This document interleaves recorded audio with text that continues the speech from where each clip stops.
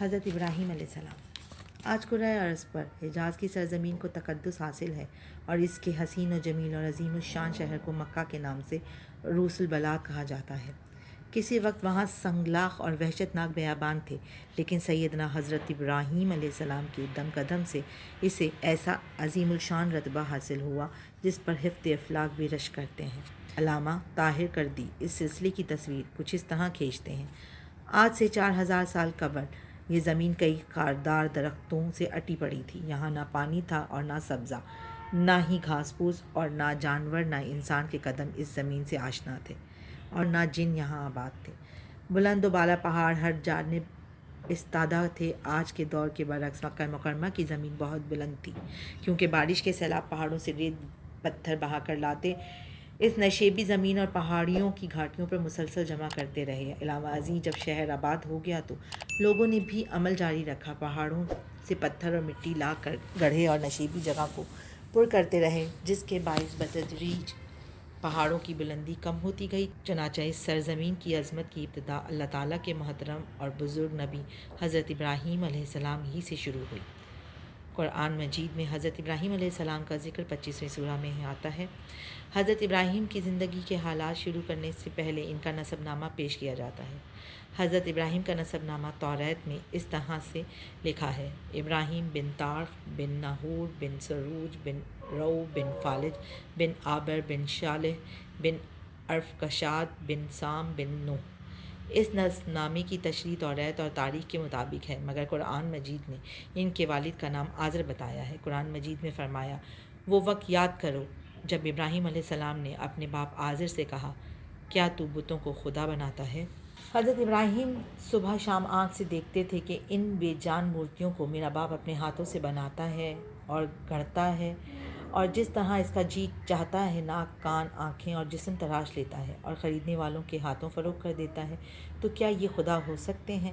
یا خدا کے مثل اور ہمسر کہے جا سکتے ہیں؟ یہی وجہ تھی کہ حضرت ابراہیم علیہ السلام نے اپنے باپ اور اپنی قوم سے کہا، یہ مجسمے کیا ہیں جنہیں تم لیے بیٹھے ہو؟ جواب میں کہنے لگے، ہم نے اپنے باپ دادا کو انہی کی پوجا کرتے پایا ہے۔ چنانچہ حضرت ابراہیم علیہ السلام نے کہا، بلا شبہ تم اور تمہارے باپ دادا کھلی گمراہی میں ہیں۔ انہوں نے جواب دیا، کیا تو ہمارے لیے کوئی حق لایا ہے یا یوں ہی مذاق کرنے والوں کی طرح کہتا ہے؟ حضرت ابراہیم علیہ السلام نے جواب میں کہا، یہ بت تمہارے رب نہیں ہیں، بلکہ تمہارا پروردگار زمینوں اور آسمانوں کا پروردگار ہے، جس نے ان سب کو پیدا کیا، اور میں اس بات کا قائل ہوں۔ اور جب اس جلیل القدر نبی یعنی حضرت ابراہیم علیہ السلام پر اللہ تعالیٰ کے جود و کرم اور عطا و نوال کا فیضان نہایت سرعت کے ساتھ ہو رہا تھا، تو اس کا نتیجہ یہ نکلا کہ اللہ نے انبیاء کرام کی صفت میں آپ کو نمایاں جگہ دی اور ان کی دعوت اور تبلیغ کا محور اور مرکز کو دین حنیف قرار دیا۔ حضرت ابراہیم نے جب دیکھا قوم بت پرستی، ستارہ پرستی، مظاہرہ پرستی میں اس قدر منہمک ہے کہ خدائے برتر کی قدرت مطلقہ اور اس کی احدیت و صمدیت کا تصور بھی ان کے قلوب میں باقی نہیں رہا، اور ان کے لیے خدا کی وحدانیت کے عقیدہ سے زیادہ کوئی اچنبھے کی بات نہ رہی، تب آپ نے کمر ہمت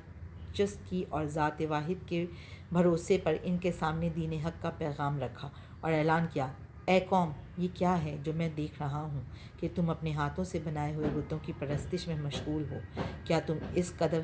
خواب غفلت میں ہو کہ اس بے جان لکڑی کو اپنے آلات سے گڑھ کر مجسمے تیار کرتے ہو؟ اگر وہ مرضی کے مطابق نہ بنے تو ان کو توڑ کر دوسرے بنا لیتے ہو، بنا لینے کے بعد انہی کو پوجنے اور نفع و ضرر کا مالک سمجھنے لگتے ہو۔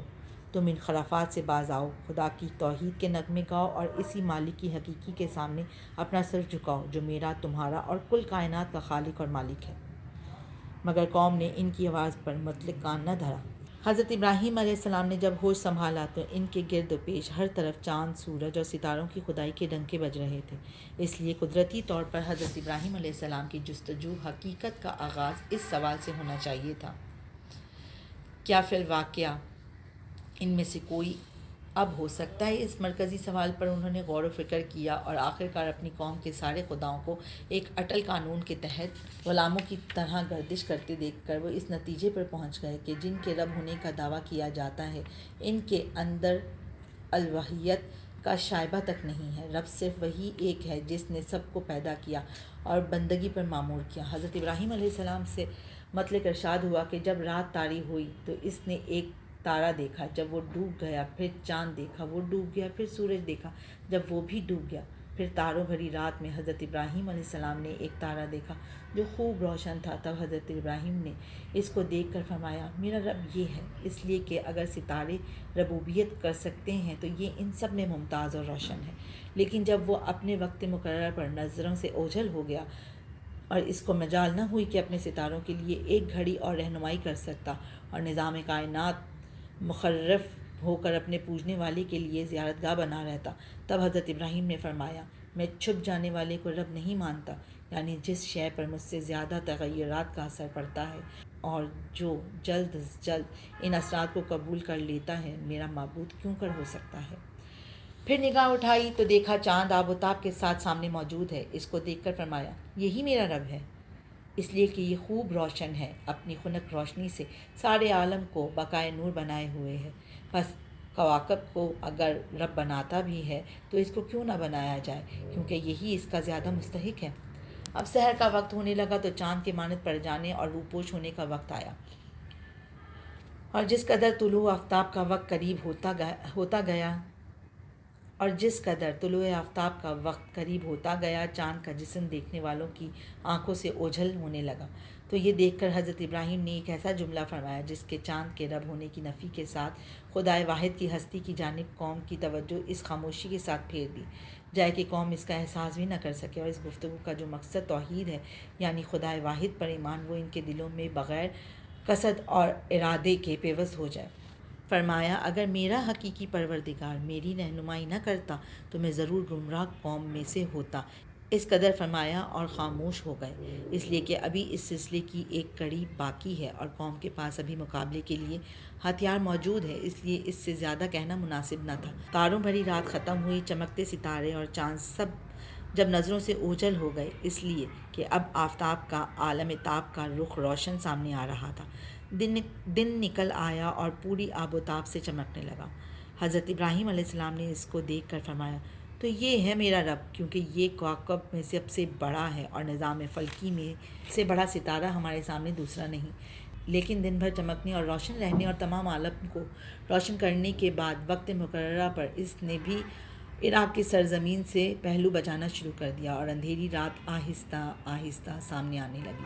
اور آخر کار سورج نظروں سے غائب ہو گیا۔ تو اب وقت آن پہنچا کہ حضرت ابراہیم اصل حقیقت کا اعلان کر دیں اور قوم کو لاجواب بنا دیں۔ چنانچہ نبوت عطا ہونے کے بعد حضرت ابراہیم دیکھ رہے تھے کہ شرک کا سب سے بڑا مرکز خود ان کے لیے اپنے گھر میں قائم ہے، اور ان کے باپ آزر کی بت سازی اور بت پرستی پوری قوم کے لیے مرجع اور محور بنی ہوئی ہے۔ اس لیے فطرت کا تقاضا تھا کہ دعوت حق اور پیغام صداقت کے ادائے فرض کی ابتدا گھر سے ہونی چاہیے۔ اس لیے حضرت ابراہیم نے سب سے پہلے اپنے باپ آزر کو مخاطب کیا اور فرمایا، اے میرے باپ، خدا پرستی اور معرفت الہی کے لیے جو راستہ تم نے اختیار کیا ہے اور جس کو آباء و اجداد کا قدیم راستہ بتلایا ہے، یہ گمراہی اور باطل پرستی کی راہ ہے، اور صراط مستقیم اور راہ حق صرف وہی ہے جس کی دعوت میں دے رہا ہوں۔ اے میرے باپ، توحید ہی سرچشمہ نجات ہے، نہ کہ تیرے ہاتھ کے بنائے ہوئے ان بتوں کی پرستش اور عبادات۔ اس راہ کو چھوڑ اور توحید حق کی راہ کو مضبوطی کے ساتھ اختیار کر تاکہ تجھے خدا کی رضا اور دنیا و آخرت کی سعادت نصیب ہو۔ مگر افسوس کہ آزر پر حضرت ابراہیم علیہ السلام کی اس نصیحت کا مطلق کوئی اثر نہ ہوا، بلکہ قبول حق کے بجائے آزر نے بیٹے کو دھمکانا شروع کیا اور کہنے لگا، ابراہیم، اگر تو بتوں کی برائی سے باز نہ آئے گا تو میں تجھ کو سنگسار کر دوں گا۔ حضرت ابراہیم علیہ السلام نے جب یہ دیکھا کہ معاملہ اب حد سے آگے بڑھ گیا ہے اور ایک جانب اگر باپ کے احترام کا مسئلہ ہے تو دوسری جانب ادائے فرض، حمایت حق، اطاعت امر الہی کا سوال ہے، تو انہوں نے آخر وہی کیا جو اسے برگزیدہ انسان اور اللہ کے جلیل المرتب پیغمبر کے شایان شان تھا۔ انہوں نے باپ کی سختی کا جواب سختی سے نہیں دیا، تحقیق و تذلیل کا رویہ نہیں برتا، بلکہ نرمی، ملائمت اور اخلاق کے کریمانہ کے ساتھ جواب دیتے ہوئے فرمایا، اے میرے باپ، اگر میری بات کا یہی جواب ہے تو آج سے تجھے میرا سلام۔ میں خدا کے سچے دین اور اس کے پیغام حق کو نہیں چھوڑ سکتا اور کسی حال بتوں کی پرستش نہیں کر سکتا۔ میں آج سے تم سے جدا ہوتا ہوں، مگر غائبانہ تیرے لیے بارگاہ الہی میں بخشش طلب کرتا رہوں گا تاکہ تجھ کو ہدایت نصیب ہو اور تو خدا کے عذاب سے نجات پائے۔